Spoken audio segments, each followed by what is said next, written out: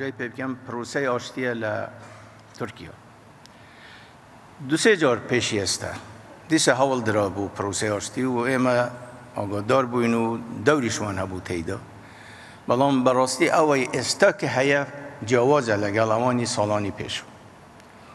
ام جاره تقریبا همول حزبکانی ترکیه اوانی لحکم و اوانی لمعارضان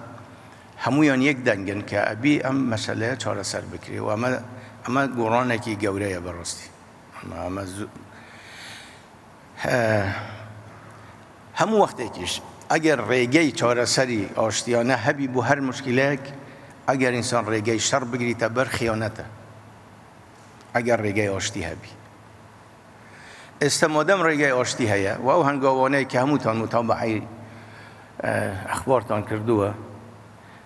اما به همو توانه یک پشگیری او پروسیه دکین و هرچی لسر اما پیوز بی پیمان بکری اما حاضرین بیکن و امیدوارم او پروسیه سر بگیرید و نوچه که هموی انشاءالله لا زور او گرفتانه که بروکی گرتون نجاتیان ببیتن و رزگاریان ببی لسوریاش دیسان حالا که زور مانده که کرد یک دنگ بنو یک حلویز بن لگرش قوانیش ریگه آشتی بگیر نبر قوانیش خریکن تر امیدوارم لیره ایما بگرینه و با اوس مبادئه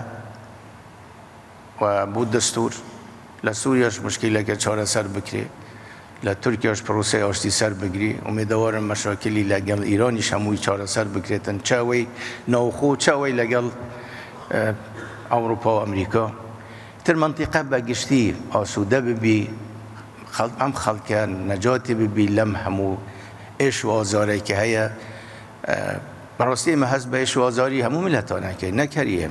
ما اونده زوره بلا می خلقش کم نیه لبرا و تمناه کم نوچه که هموی تر برا و آشتی بچی برا حوار بچی برا تفاهم بچی